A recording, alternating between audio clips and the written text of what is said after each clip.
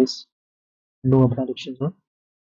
और आज हम देखने वाले हैं न्यू वीडियो भाई नीतीश राजपूत।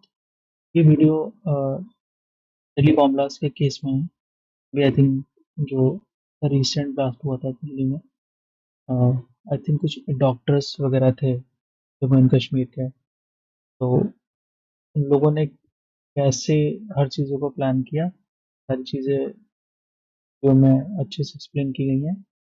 तो let's start with the video. Topic पे आते हैं। देखिए, जम्मू एंड कश्मीर में ये जो साउथ कश्मीर वाला एरिया है, इसकी पुलवामा डिस्ट्रिक्ट के अंदर एक कोयल नाम से गांव है। इस गांव सारे ब्लास्ट, सारी प्लानिंग यहाँ से क्यों स्टार्ट होती है?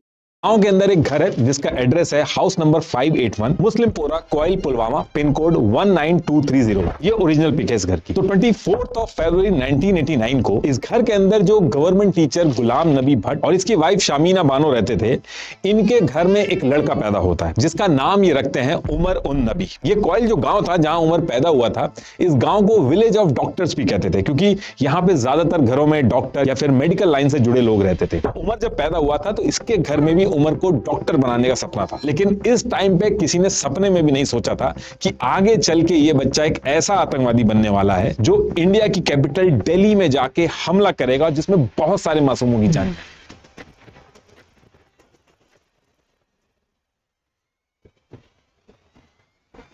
देखिए, उमर के पैदा होने के बाद करीब ईयर 2002 और 2003 के आसपास उमर का एडमिशन वहीं कश्मीर के एक गवर्नमेंट बॉयज हाई स्कूल में एडमिशन करा दिया गया था। और एडमिशन कराने के 5-6 साल के बाद ही उमर ने डॉक्टर बनने की प्रिपरेशन स्टार्ट कर दी थी। जैसे नीट का एग्जाम होता है, ऐसे ही जम्मू एंड कश्मीर में अलग से मेडिकल एंट्रेंस एग्जाम होता था जिसको कॉमन एंट्रेंस टेस्ट सीईटी बोलते थे। तो उमर इसी एग्जाम को देता है और पहली अटेम्प्ट में सीईटी निकाल लेता है। इस एग्जाम में उमर के 148 मार्क्स आए थे, लेकिन उमर को सिर्फ गवर्नमेंट कॉलेज ही चाहिए था।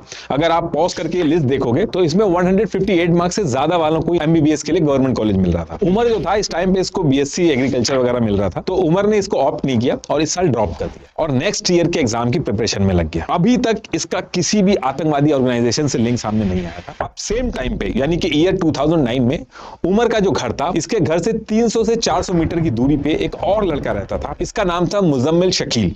ये इसकी फेसबुक प्रोफाइल है। तो सेम टाइम पे मुजम्मिल जो था वो भी अगले साल का जो सीईटी का एग्जाम था उसकी प्रिपरेशन कर रहा था। कहने का मतलब है दोनों एक साथ में ही प्रिपरेशन कर रहे थे और आसपास ही रहते थे। तो अभी तो ये दोनों साथ में मिलकर एग्जाम की प्रिपरेशन कर रहे हैं। अभी बस थोड़ी देर वेट करिएगा, अभी यही दोनों साथ में मिलकर भी बनाएंगे।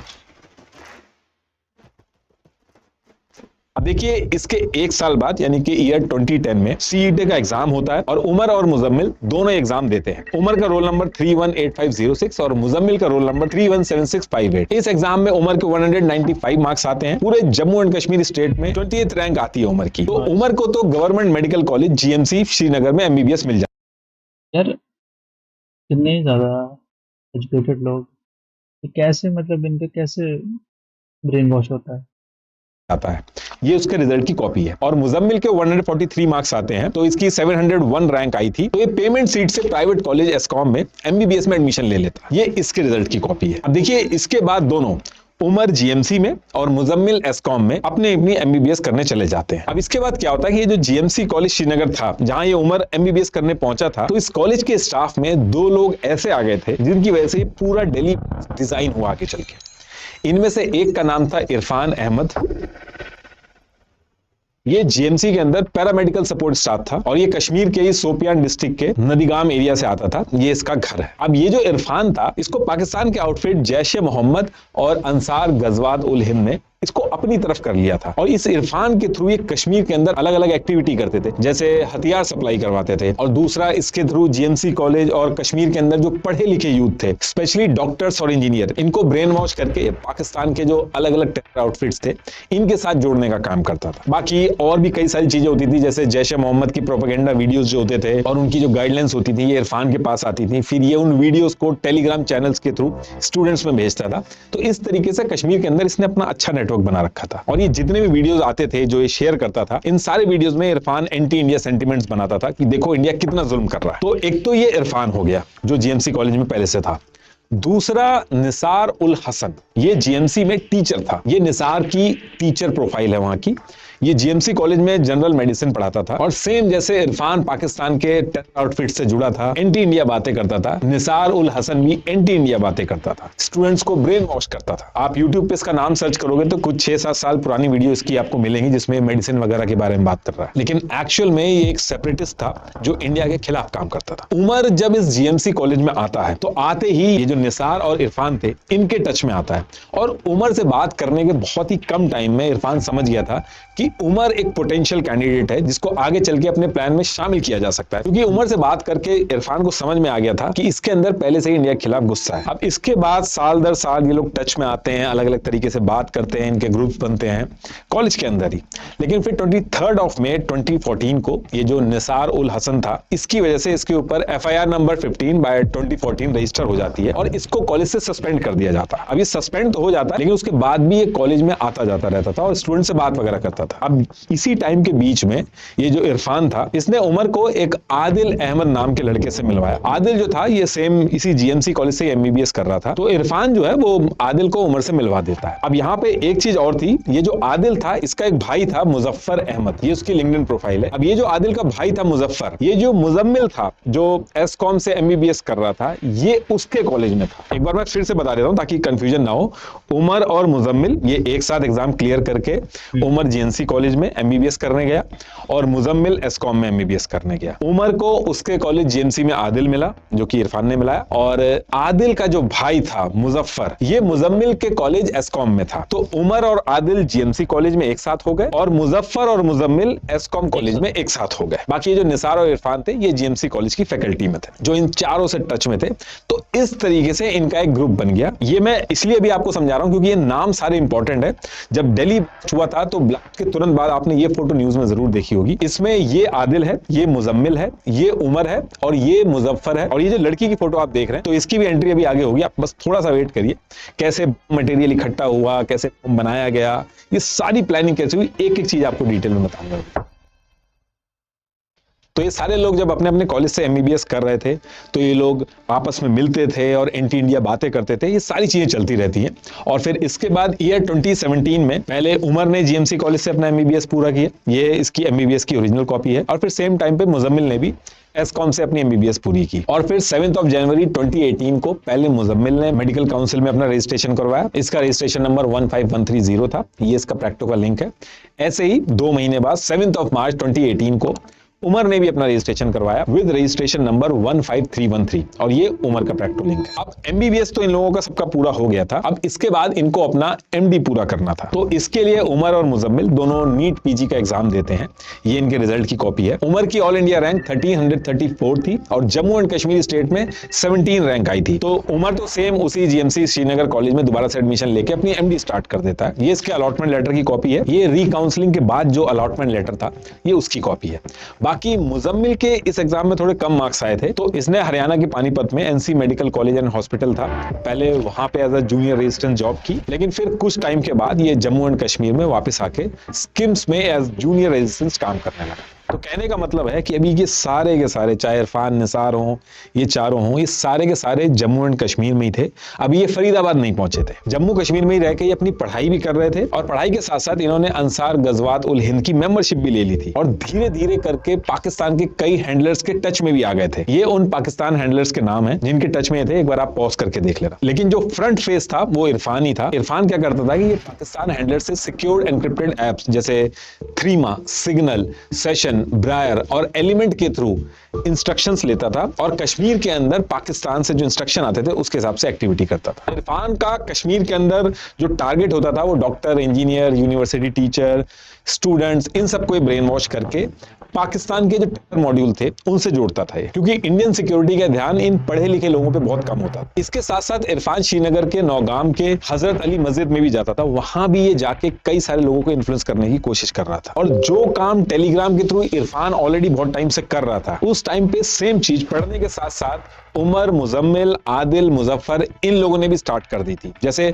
उमर और मुजम्मिल ने 2 टेलीग्राम ग्रुप बनाए थे जिनका नाम था फर्जंदान ई दरुल उलूम और दूसरे टेलीग्राम ग्रुप का नाम था काफिलाए गुरबा। ऐसे टेलीग्राम ग्रुप बनाए थे इन दोनों ने, और इस टेलीग्राम के थ्रू जैसे इरफान कश्मीरी यूथ का ब्रेन वॉश करता था, इन लोगों ने भी स्टार्ट कर दिया। लेकिन हैरानी की बात ये थी कि ये सारी चीजें करने के साथ साथ ये लोग पढ़ाई में भी बहुत अच्छे थे। जैसे सेम टाइम पे उमर ने गवर्नमेंट मेडिकल ऑफिसर बनने के लिए जम्मू एंड कश्मीर के पीएससी का एग्जाम दिया था।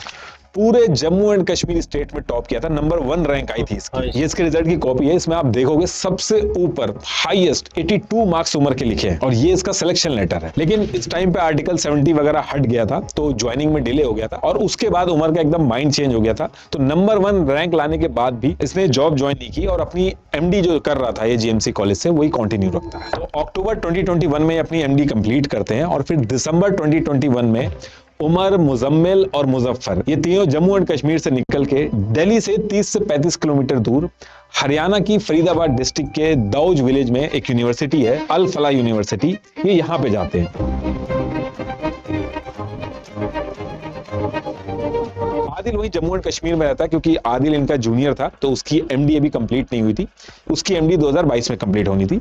तो आदिल जम्मू एंड कश्मीर में ही रहता है। ये तीनों अल फला यूनिवर्सिटी में पहुंच जाते हैं। इस कॉलेज के अंदर उमर और मुजफ्फर सीनियर रेजिडेंट और मुजम्मिल जूनियर रेजिडेंट बन जाते हैं। ये कॉलेज इंफॉर्मेशन डिस्क्लोजर की ओरिजिनल कॉपी है, इनमें इनके नाम आपको मिल जाएंगे। अब देखिए, ये तीनों जो अल फला यूनिवर्सिटी में पहुंचे थे, इसमें भी कई दिक्कत थी। एक तो नेशनल मेडिकल कमीशन के रूल्स के हिसाब से जब भी एक स्टेट से चेंज करके दूसरे स्टेट में मेडिकल प्रैक्टिस करनी होती है, तो पुराने एनओसी मेडिकल चाहिए। इंस्टीट्यूट से एनओसी चाहिए होता है, उसके बिना ऐसे दूसरे स्टेट में मेडिकल प्रैक्टिस नहीं कर सकते। लेकिन इन तीनों को एक साथ जम्मू एंड कश्मीर से इतनी दूर दूसरे स्टेट में बिना एनओसी के हायर कर लिया जाता है। बहुत लेकिन बढ़िया। ये इतनी बड़ी बात नहीं थी। ये जो यूनिवर्सिटी थी अल फला यूनिवर्सिटी, इसका जो पास्ट था ये भी बहुत ज्यादा चीड़ी था। तो इससे पहले कि इन्होंने आगे प्लान कैसे बनाया, इस यूनिवर्सिटी का भी पास मैं आपको थोड़ा सा बता देता हूँ। देखिए, ये जो अल फला यूनिवर्सिटी है, इसको अल फला चैरिटेबल ट्रस्ट चलाता है, और जावेद अहमद सिद्दीकी इस ट्रस्ट और इस यूनिवर्सिटी का कर्ता धरता है। इस जावेद ने 1991 के आसपास एक अल फला नाम की इन्वेस्टमेंट कंपनी खोली थी, और इस कंपनी से हाई रिटर्न का प्रॉमिस करके लोगों के साथ 7.5 करोड़ का चिट फंड स्कैम किया था। Authorities say Jawad Ahmed Siddiqui is under investigation, with financial transactions and institutional operations now under detailed scrutiny by agencies.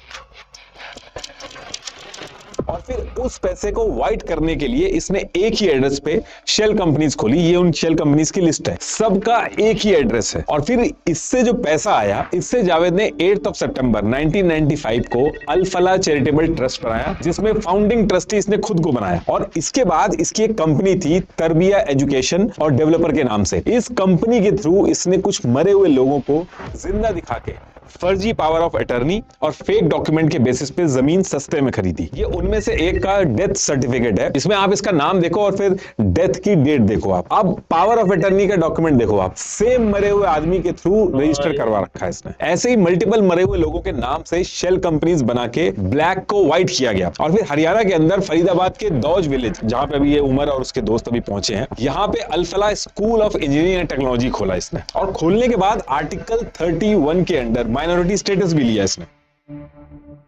अभी कॉलेज तो खोल लिया इसने, लेकिन इसने ये जो चिट फंड स्कैम किया था उसको लेके कुछ लोगों ने new friends colony police station में एफआईआर कर दी थी, एफआईआर नंबर 43/2000। इसकी वजह से अगले 3 साल तक ये तिहाड़ जेल में बंद रहता। तब तक इसके घर वाले ट्रस्ट संभालते हैं, और फिर जेल से जब ये वापस आता है तो ईयर 2003 और 2004 में ये जावेद पाकिस्तान गया। फिर कुछ टाइम के बाद अल फला का एक रजिस्ट्रार था मोहम्मद परवेज, ये भी पाकिस्तान गया। ऐसे ही मिर्जा शाहबाद बेग नाम से एक स्टूडेंट था इसी कॉलेज के अंदर, बीटेक में एडमिशन लिया था उसने। ये उसका आईडी कार्ड है, 2008 में राजस्थान, गुजरात और यूपी में हुए थे, उसमें इस मिर्जा शादाब बेग का नाम आ गया था। ये इंडियन मुजाहिदीन का आतंकवादी निकला। अब आप देखिए, इस कॉलेज के साथ इतना कुछ चल रहा था। शुरुआत में चिट फंड स्कैम के पैसे से स्टार्टिंग हुई, फाउंडिंग ट्रस्टी तिहाड़ जेल में होकर आया, ट्रस्टी और रजिस्ट्रार पाकिस्तान जाके आया, और स्टूडेंट का नाम ब्लास्ट में आया। इतना कुछ होने के बाद भी किसी ने इस कॉलेज के ऊपर ध्यान ही नहीं दिया, उल्टा इसको फायदा दिया गया। एनएएसी के इवैल्यूएशन में ए ग्रेड का स्टेटस मिल गया इस यूनिवर्सिटी को। ये एनएएसी ग्रेड मिलने से क्रेडिबिलिटी बढ़ जाती है। भाई क्या चल रहा है? मतलब इन्वेस्टिगेशन एजेंसीज जो हैं इंडिया की, क्या कर रही थी? मतलब एक इंसान जेल जा रहा है, जेल से आके फिर पाकिस्तान जा रहा है, पाकिस्तान से होके आ रहा है, और इतने सारे स्कैम है उसके नाम। फिर भी वो इंस्टीट्यूशंस खोल रहा है, यूनिवर्सिटीज खोल रहा है। ये सब हो कैसे रहा है? इंस्टीट्यूट की। गवर्नमेंट से फंड लेने के लिए ये मिनिमम रिक्वायरमेंट भी होती है। 5 साल के लिए ये NAAC A ग्रेड मिला था अल्फला यूनिवर्सिटी को, लेकिन अपनी वेबसाइट पे इसने मिसलीड करके लोगों से झूठ बोला और दिखाया कि उसके बाद भी इसके पास ये स्टेटस है। देखिए, जब भी किसी इंस्टीट्यूट को गवर्नमेंट से फंडिंग चाहिए होती है तो यूनिवर्सिटी ग्रांट्स कमीशन में सेक्शन 12B का स्टेटस मैंडेटरी होता है, तभी गवर्नमेंट से पैसे लिए जा सकते हैं। अल्फला के पास सेक्शन 2F तो था, लेकिन 12B नहीं था। अगर इसमें आप देखेंगे तो जिन यूनिवर्सिटी के पास 12B है उनका नाम सर्च में आ रहा है, अल्फला का नाम सेक्शन 2F में तो सर्च हो रहा है, लेकिन सेक्शन 12B में नाम नहीं आ रहा है, बाकी सबका आ रहा है। तो कायदे में गवर्नमेंट से पैसा नहीं मिलना चाहिए था, लेकिन उसके बाद भी मिला। अल्फला यूनिवर्सिटी ने फेक क्लेम करके 2015 में AICTE से 1.10 करोड़ लिए, government body ministry of minority affair से 6 करोड़ लिए, 2016 में स्कॉलरशिप के 10 करोड़ लिए। अभी ये दिल्ली ब्लास्ट होने से पहले तक ये फेक क्लेम इन्होंने वेबसाइट पे दिखा रखा था। इसके साथ साथ FCRA एक्ट के अंडर बाहर से अरब कंट्रीज से भी काफी फंडिंग उठाई इन्होंने, कैश में बहुत सारे पैसे लिए। और 2001, 2, 3, 2009, 10, 11 इन सारे ईयर्स में अल्फला ने FCRA रिटर्न्स फाइल ही नहीं किए। कोई EPFO नहीं, कोई ESIC नहीं, कुछ नहीं किया। आप सोचिए, जो नॉर्मल कंपनीज होती हैं, गवर्नमेंट उनके ऊपर कितने सारे रिस्ट्रिक्शंस लगाती है, कितना परेशान करती है। ये यूनिवर्सिटी दिल्ली से 30 से 35 किलोमीटर दूर पे ऐसे ही चल रही थी, किसी को कुछ नहीं पता चला। अब इसमें आपका एक क्वेश्चन ये भी हो सकता है कि गवर्नमेंट और बाकी जगह से फंड आ तो रहा था इन यूनिवर्सिटीज के पास, लेकिन इसको गलत तरीके से थोड़ी यूज कर रहा था ये। तो देखिए, ये सारा पैसा भी इन्होंने यूनिवर्सिटी से अलग अलग तरीके से निकाला, वो भी बताता हूं आपको। देखिए, जो भी पैसा यूनिवर्सिटीज में इनके आ रहा था, जावेद ये अपनी शेल कंपनी बना के ट्रांसफर कर रहा था। इसने पहले अल्फला के कंस्ट्रक्शन का काम दिखा के करकून कंस्ट्रक्शन एंड डेवलपर से कॉन्ट्रैक्ट करके पैसे ट्रांसफर किए। ये जो कंपनी थी, इसमें 49% शेयर जावेद और इसकी बेटी के थे। ऐसे ही इन्होंने हॉस्टल मेस का कॉन्ट्रैक्ट अमला एंटरप्राइज के साथ दिखाया।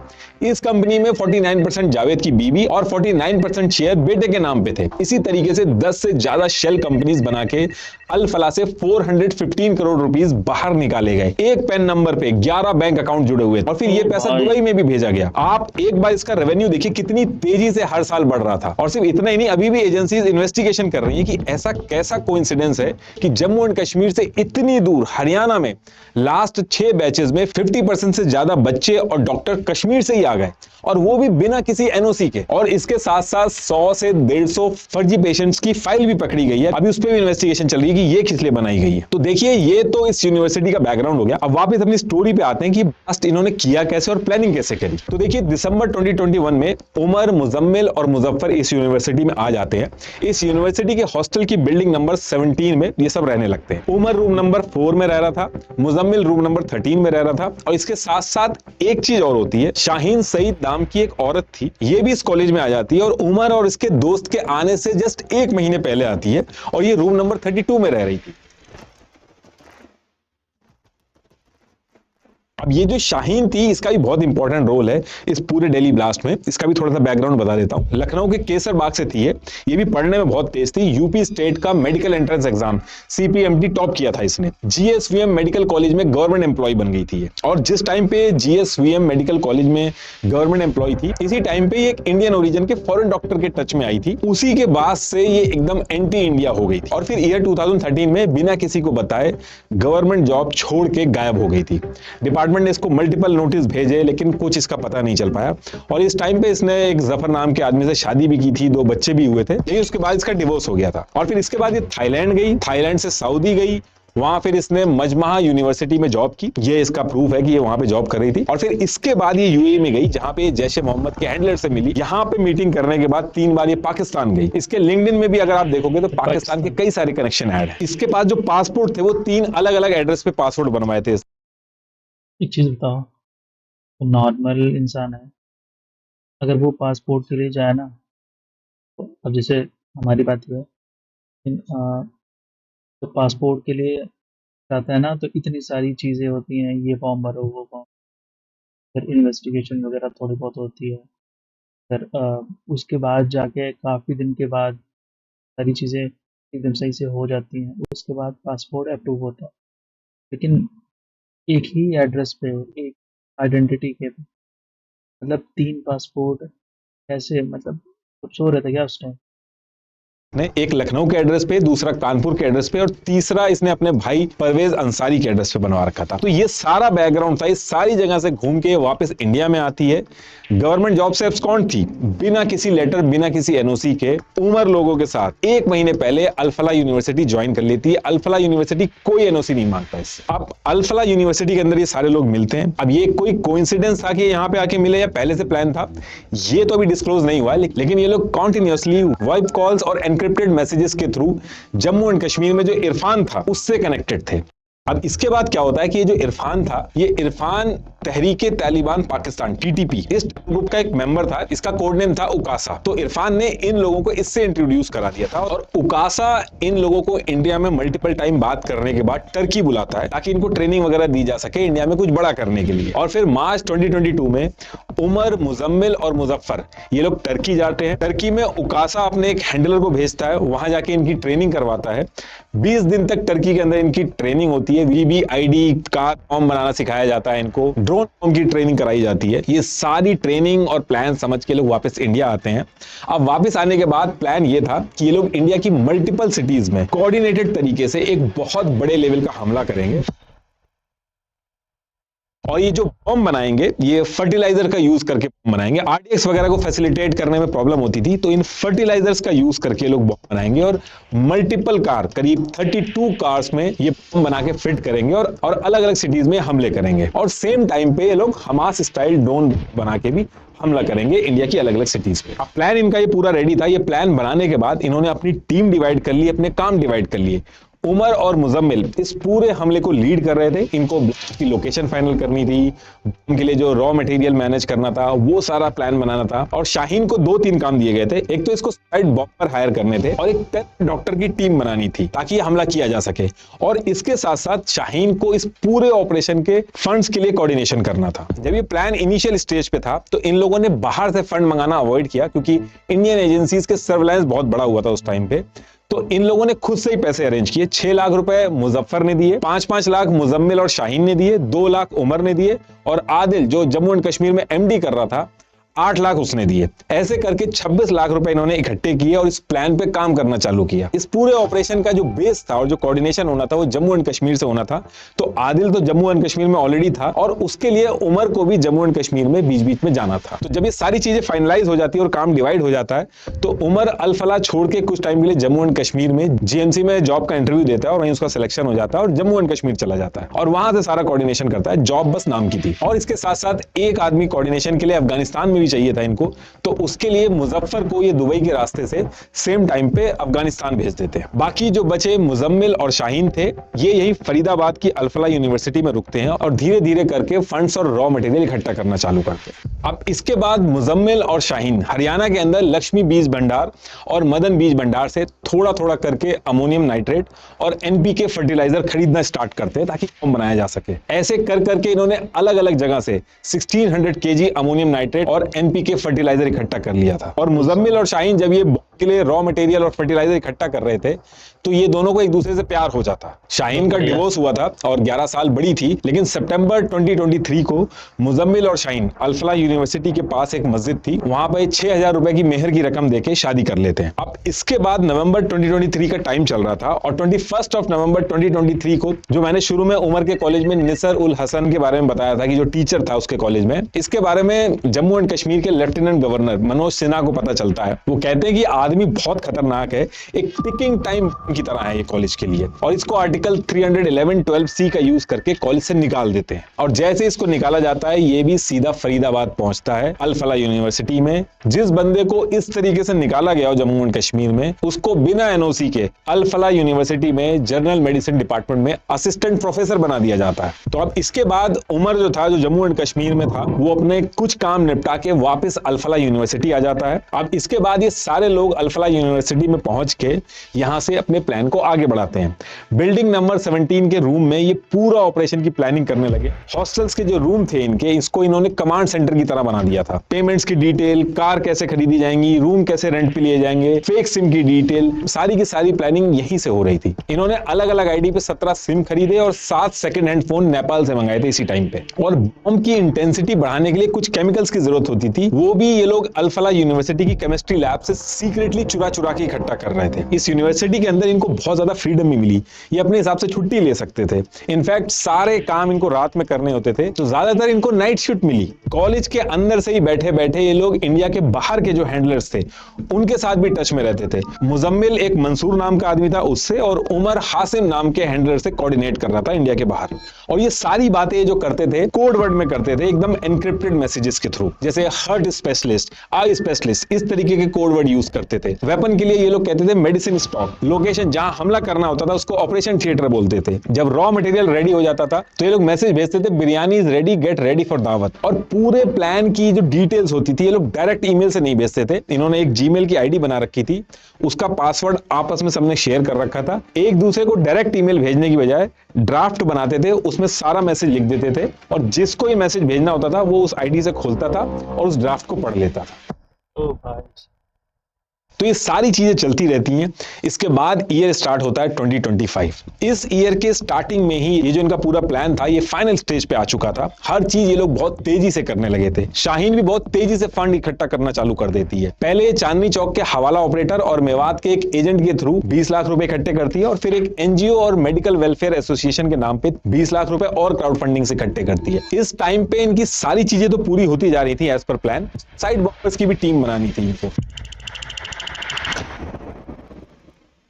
तो अल-फलाह यूनिवर्सिटी में जो फाइनेंशियली वीक लोग आते थे उनको भी इन्फ्लुएंस करने की कोशिश करी इन्होंने, लेकिन जब बात नहीं बनी तो उमर ने जम्मू एंड कश्मीर के अंदर इरफान जो था उसको कांटेक्ट किया, और उमर जम्मू एंड कश्मीर में जाके इरफान से मिला। कुलगाम का एक एरिया था, वहां से जासिर बिलाल वानी उर्फ दानिश, ये आदमी इनको मिला। ये सुसाइड बॉम्बर बनने के लिए रेडी हो गया था। तो उमर बिलाल को जम्मू एंड कश्मीर से फरीदाबाद लेके आता है और अल-फलाह यूनिवर्सिटी के पास ही एक रूम रेंट पे लेके दिलवा देता है। अब ये काम करने के बाद इन्होंने अलग अलग लोकेशन पे, अलग अलग जगह पे सारा बॉम्ब का रॉ मटेरियल रख रखा था, उसको एक जगह पे शिफ्ट करना था इनको। तो उसके लिए ये लोग मार्च 2025 में अल-फलाह यूनिवर्सिटी के करीब 3 से 4 किलोमीटर की दूरी पे एक फतेहपुर तागा गांव था, वहां पे पहले एक किसान था बदरू नाम से, उसके खेत में सामान छुपाते हैं, लेकिन उसको शक हो जाता है, तो फिर सेम गांव में हाफिज मोहम्मद इस्तियाक के यहाँ रूम रेंट पे लेके वहां रखवा देते हैं। एक रूम ये लोग और लेते हैं दौज विलेज में, वहां पे 360 केजी एक्सप्लोसिव।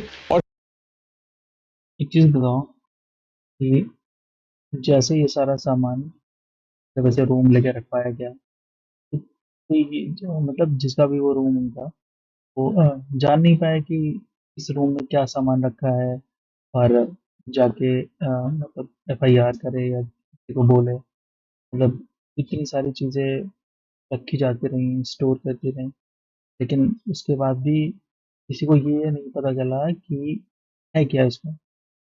सारे हथियार रखवा देते हैं। और इसके साथ साथ इन्होंने कुछ मशीनें भी खरीदी थी, जैसे अमोनियम नाइट्रेट को ग्राइंड करने के लिए इन्होंने चक्की की मशीन खरीदी थी, ये उसकी ओरिजिनल फोटो है। ऐसे ही मेटल मेल्ट करने के लिए एक इलेक्ट्रिक फर्नेस इन्होंने लिया था, ये उसकी इमेज है। तो ये सारा रॉ मटेरियल, बारूद, हथियार इन 2 रूमों में रखवा देते हैं। इन 2 रूम के अलावा कोई और रूम नहीं था इस ऑपरेशन से रिलेटेड। एक रूम और मुजम्मिल ने लिया था अलग से, उसमें सिर्फ एक गद्दा, चादर और कूलर था। इस रूम में कोई बॉम्ब से रिलेटेड रॉ मटेरियल नहीं था, बस मुजम्मिल यहाँ पे शाहीन को लेके आता था। अब जिस मंथ में, यानी कि मार्च 2025 में जब इन्होंने रॉ मटेरियल यहाँ पे शिफ्ट कर दिया, तो सेम मंथ में आदिल की भी जम्मू एंड कश्मीर में एमडी पूरी हो गई थी। तो आदिल यूपी के सहारनपुर में जॉब करने लगता है। टोटल इनका प्लान था कि 32 कार बना के हमला करना है अलग अलग सिटीज में। तो उसके लिए इनको कार्स भी चाहिए थी, तो टाइम टू टाइम ये लोग कार्स भी खरीदते थे, और ऐसी कार्स खरीदते थे जिनके पहले से मल्टीपल ओनर्स हों। तो 25 सितंबर 2025 को मुजम्मिल और शाहीन इन्होंने फरीदाबाद के कार शोरूम से 10 लाख रुपए कैश देके एक कार खरीदी। ये शाहीन की कार डिलीवरी की फोटो है। सेकंड हैंड कार थी, हरियाणा नंबर था HR87U9988। बाकी इसके अलावा एक व्हाइट स्विफ्ट थी शाहीन के नाम पे, उसको भी इन्होंने ऑपरेशन के लिए फाइनल कर दिया था कि ऑपरेशन में यूज होगी। और उमर जो था उसके पास भी एक फोर्ड इको स्पोर्ट कार थी DL10CK 0458 नंबर की, ये उस कार की ओरिजिनल डिटेल्स है। अब इस पूरे ऑपरेशन में सबने तो बहुत सारे पैसे दिए थे, उमर ने बहुत कम पैसे दिए थे, तो इसको लेके मुजम्मिल और उमर में काफी दिनों से लड़ाई चल रही थी। और जब बात नहीं बनी तो फिर उमर ने पैसे देने की बजाय ये जो फोर्ड कार थी ऑपरेशन के लिए, ये फोर्ड कार दे दी। तो ऐसे करके ये लोग time to time second hand car भी अरेंज कर रहे थे। लेकिन सबसे बड़ी दिक्कत थी सुसाइड बॉम्बर की, वो इनको नहीं मिल रहे थे। उमर ये जो जम्मू एंड कश्मीर से जासिर बिलाल को लेके आया था, सितंबर 2025 आते आते वो डरने लगा, और इतना डर गया कि उसने सुसाइड का ये जो ऑप्शन के लिए हाँ किया था उसके लिए साफ मना कर दिया। तो काफी टाइम तक इसको समझाया जाता है और फिर इसके बाद जब ये नहीं मानता है तो इसको हैवी वेट वाले जो ड्रोन थे उनका बनाने का काम दे दिया जाता है। और जब बिलाल मना कर देता है तो इसका रिप्लेसमेंट इनको मिल जाता है। सोफियान कश्मीर में एक यासिर अहमद डार नाम का एक बंदा था, इसको ये कन्विंस कर लेते हैं साइड बॉम्बर बनने के लिए। तो प्लान इनका ऑन रहता है, ये एक बंदा इनको इसके रिप्लेसमेंट में मिल जाता है, लेकिन इनको और ज्यादा लोग चाहिए थे। तो सुसाइड बॉम्बर की इस प्रॉब्लम को सॉल्व करने के लिए 8 अक्टूबर 2025 को जैश ए मोहम्मद ने पाकिस्तान में एक वुमेन विंग बनाई थी, जमात उल मोमिनात। इस विंग को मसूद अजहर की बहन सादिया अजहर चलाती थी। इसमें ये जो गरीब और फाइनेंशियली वीक फीमेल्स होती थी उनको लाके ब्रेन वॉश किया जाता था। फीमेल इनकी पहली प्रेफरेंस रहती थी सुसाइड बॉम्बर के केस में, क्योंकि सिक्योरिटी इश्यूज कम होते थे। और ये जो जमात उल मोमिनात बनाया था, इसकी एक ब्रांच इंडिया में भी स्टार्ट कर दी थी। इंडिया के अंदर शाहीन को इसका हेड बना दिया था। जब ये सारी चीजें चल रही थी तो शाहीन के मोबाइल के अंदर 2 कॉन्टैक्ट थे जो मैडम एक्स और मैडम जेड के नाम से सेव थे। शाहीन ये जितने भी कोऑर्डिनेशन करती थी इन सारे कामों से रिलेटेड इन्हीं 2 नंबर से करती थी। इसमें एक मैसेज भी मिला था जिसमें शाहीन ने कोड वर्ड में लिखा था, ऑपरेशन के लिए मेडिसिन की कमी नहीं होनी चाहिए। तो देखिए ये सारे अरेंजमेंट जब ये लोग कर रहे थे, ये करते करते अक्टूबर 2025 का टाइम आ जाता है। इस टाइम पे ऑलमोस्ट सारी प्लानिंग कर ली थी इन्होंने। प्लान इनका ये था कि दिवाली पे हमला करेंगे, लेकिन सिक्योरिटी बहुत ज्यादा टाइट थी और इनका प्लान पूरी तरीके से कंप्लीट भी नहीं हुआ था। तो दिवाली का टाइम ये कैंसिल कर देते हैं और उसके बाद ये डेट फिक्स करते हैं 6 दिसंबर 2025 की। इस दिन ये लोग डिसाइड करते हैं कि 6 अलग अलग सिटीज में सीरियल ब्लास्ट करेंगे और इस पूरे ऑपरेशन का इन्होंने नाम रखा था ऑपरेशन D6। अब देखिए अभी तक इन सारे लोगों ने मिलकर जो भी चीजें की थी बहुत ही बारीकी से की थी, बहुत ध्यान रख के करी थी और ये सारे डॉक्टर थे तो इन पे ध्यान भी नहीं गया था। लेकिन इस अक्टूबर के मंथ में एक छोटी सी गलती होती है जिसकी वजह से सारे के सारे लोग एक्सपोज होते हैं। होता क्या है कि 17 अक्टूबर 2025 को दिवाली से 2-3 दिन पहले श्रीनगर के नौगाम के बुनपोरा एरिया में जैश ए मोहम्मद ने कुछ पोस्टर लगाए थे। ये उस पोस्टर की इमेज है। इसमें जैश ए मोहम्मद के टॉप कमांडर हंजाला भाई का सिग्नेचर था। इस पोस्टर के अंदर वहां के लोकल लोगों के लिए वार्निंग थी, जिसमें इन्होंने लिखा था कि इंडियन फोर्सेज और एजेंट्स को जो अपने यहाँ पे पनाह दे रहे हैं या अपनी दुकानों पर बैठा रहे हैं, इससे उनका काम रुकता है और इस चीज को अगर ये आगे करेंगे, इंडियन फोर्सेज को पनाह देंगे तो उनके खिलाफ एक्शन होगा। अब देखिए ऐसे पोस्टर लगते हैं और कई लोग इग्नोर भी करते हैं, लेकिन सेम डे इस पोस्टर पे एसएसपी जीवी संदीप चक्रवर्ती की नजर पड़ती है। इस पोस्टर पे जो वार्निंग थी इसको ये हल्के में नहीं लेते, इनको थोड़ी सी अजीब लगती है। जैसे ये पोस्टर देखते हैं तुरंत अगले दिन यूएपीए बीएनएस आर्म्स एक्ट के तहत अलग अलग सेक्शन में एफआईआर नंबर 162/2025 रजिस्टर करके इंक्वायरी स्टार्ट कर देते हैं और सारी की सारी सीसीटीवी फुटेज निकालना स्टार्ट कर देते हैं। अब जब ये सीसीटीवी फुटेज देख रहे थे तो इसमें इनको लोकल 3 लड़के दिखते हैं, आरिफ निसार, यासिर उल अशरफ और मकसूद अहमद। तो इन तीनों को ये लोग पकड़ लेते हैं और इन्वेस्टिगेशन स्टार्ट कर देते हैं। इन्वेस्टिगेशन में पता चलता है कि इरफान, ये वही इरफान था जो मैंने शुरू में भी बताया था कि उमर के कॉलेज में था। इस पूरे प्लान में इरफान उमर और इन पूरी टीम की मदद कर रहा था। तो जब ये इरफान का नाम आता है तो सेम डे पुलिस इरफान को इसके घर से उठा लेती है, इसका फोन, लैपटॉप, सारी चीजें जब्त कर लेती है। तो उसमें पता चलता है कि ये काफिला एक गुरबा नाम से टेलीग्राम चैनल चला रहा था और उसके थ्रू पाकिस्तान हैंडलर्स से कनेक्टेड था। और जब इससे पुलिसिया अंदाज में पूछा गया, इसके लैपटॉप वगैरह की इंक्वायरी हुई, तो उसके अंदर फरीदाबाद के अंदर ये जितनी चीजें चल रही थी अल-फलाह यूनिवर्सिटी में, जो सारा प्लान चल रहा था, सारे डॉक्टर्स की डिटेल्स ये इरफान बता देता। अब इधर अल-फलाह यूनिवर्सिटी में उमर और इसकी टीम को कुछ पता ही नहीं रहता है कि उधर जम्मू एंड कश्मीर में इरफान को अरेस्ट कर लिया पुलिस ने। तो 21 अक्टूबर 2025 को उमर अल-फलाह से छुट्टी लेके अपने गांव क्वाइल आता है और ट्राई करता है इरफान को रीच करने का। उसका नंबर भी स्विच ऑफ आता है और वो मिलता नहीं है। तो उमर को वहां पे थोड़ा डाउट होता है। तो उमर इस टाइम पे अपने भाई को अपना फोन स्विच ऑफ करके देता है और कहता है कि अगर कोई न्यूज आए या पुलिस इंक्वायरी करते आए तो इस मोबाइल को फेंक देना। और ये चीज बोल के उमर फरीदाबाद वापस आ जाता है। बाकी जो आदिल था वो भी इस टाइम पे जम्मू एंड कश्मीर में ही था।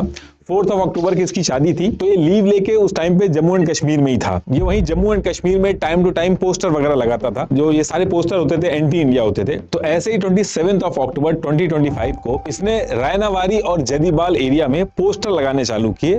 और जब ये पोस्टर लगा रहा था आदिल तो सीसीटीवी में इसकी फोटो आ गई। तो इसको आसपास पुलिस ढूंढने लगी। तो इसने दिल्ली वापस आने का उसी समय प्लान कर लिया था और फ्लाइट की टिकट बुक कर दी थी। ये इसकी फ्लाइट की टिकट की कॉपी है। अब इसके बाद उमर जब जम्मू एंड कश्मीर से भाग के वापस फरीदाबाद बाद अल फलाह यूनिवर्सिटी आया था तो इसने एक शोएब नाम के लड़के को वहीं अल फलाह यूनिवर्सिटी में ही वार्ड बॉय की जॉब दिलवाई थी। तो उमर इसी लड़के से कहता है कि अर्जेंट बेसिस पे इसको एक रूम चाहिए रेंट पे जहां पे उमर छुप सके। तो ये जो शोएब लड़का था, इसकी एक भाभी थी नू हिदायत कॉलोनी में, ये एक आंगनवाड़ी वर्कर थी।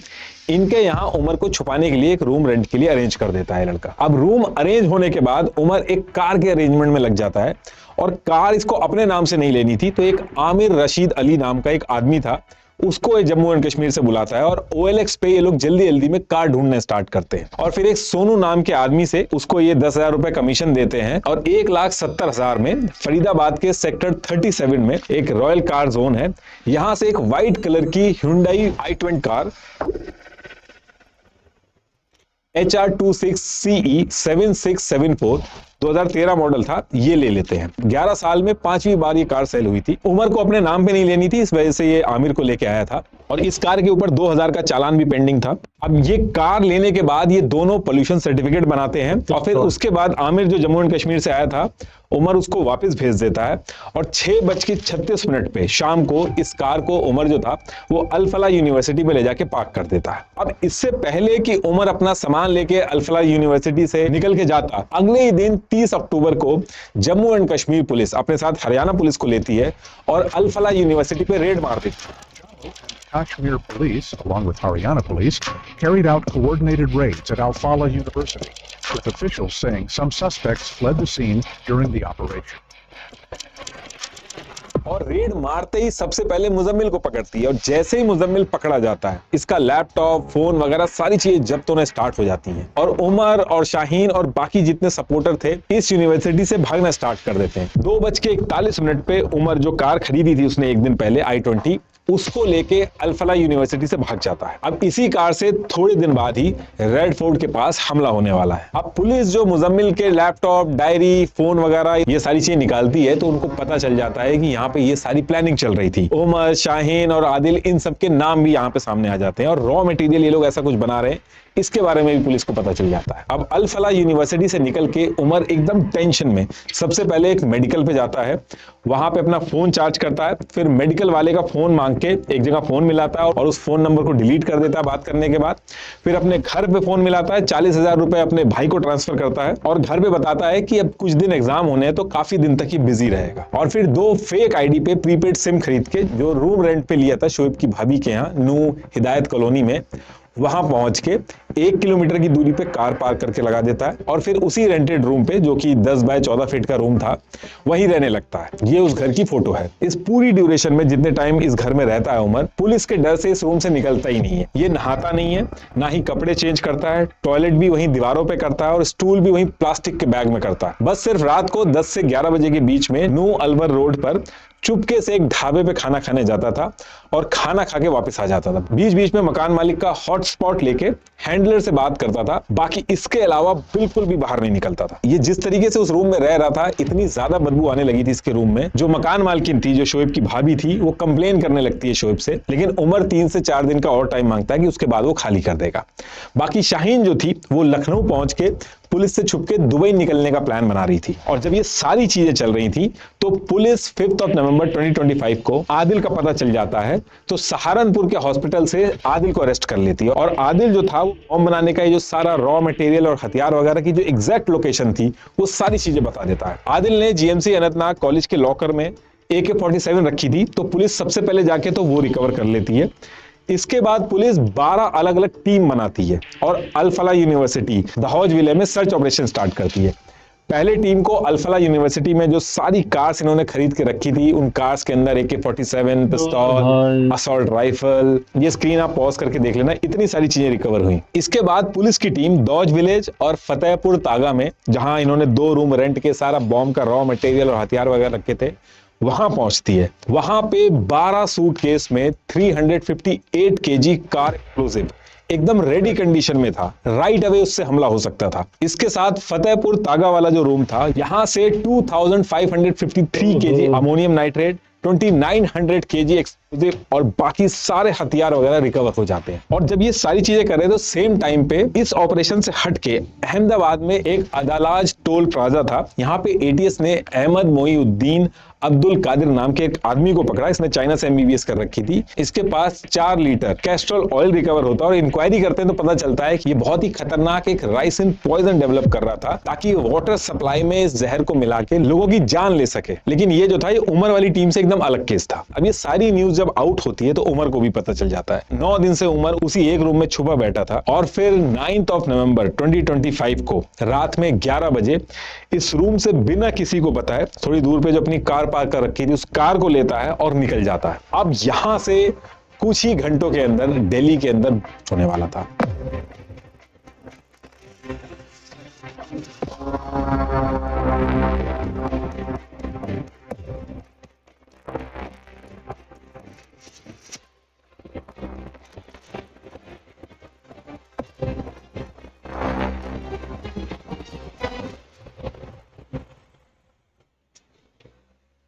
रात में 11:43 पीएम पे उमर दिल्ली मुंबई एक्सप्रेसवे के खलीलपुर टोल प्लाजा से कार लेके निकलता है।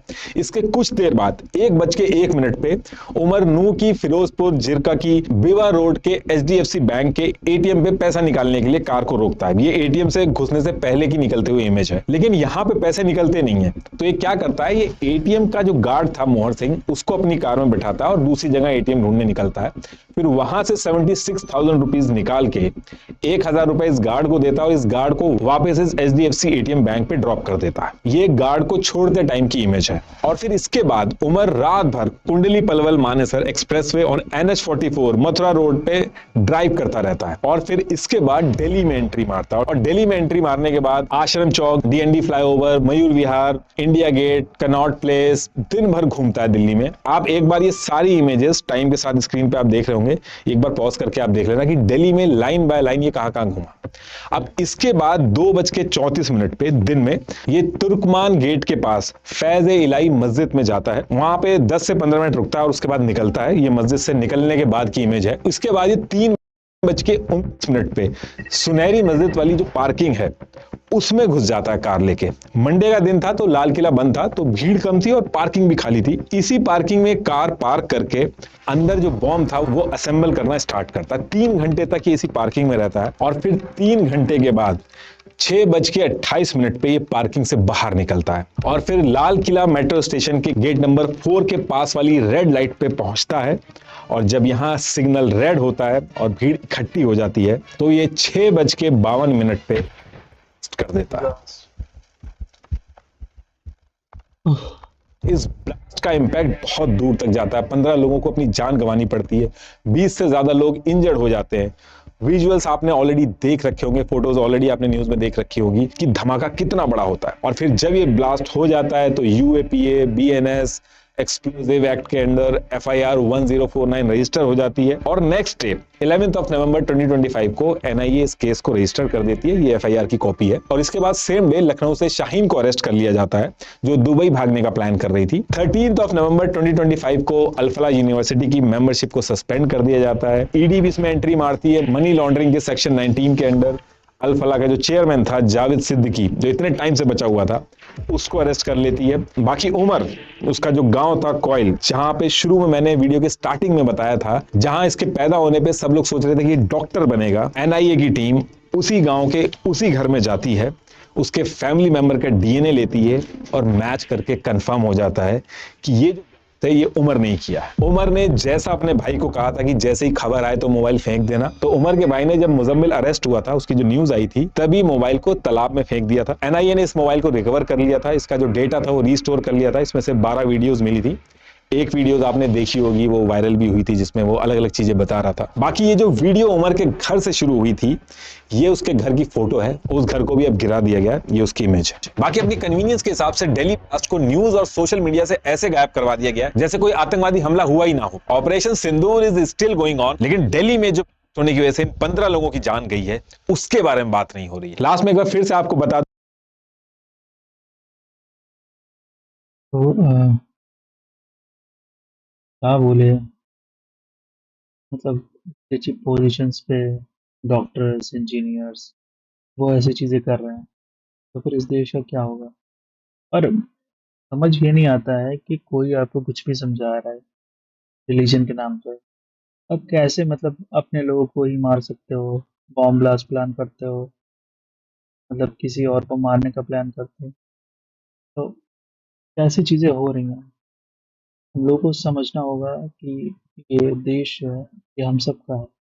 हमारी रिस्पॉन्सिबिलिटी ये है कि इसको सेफ रखें, अच्छे से रखें।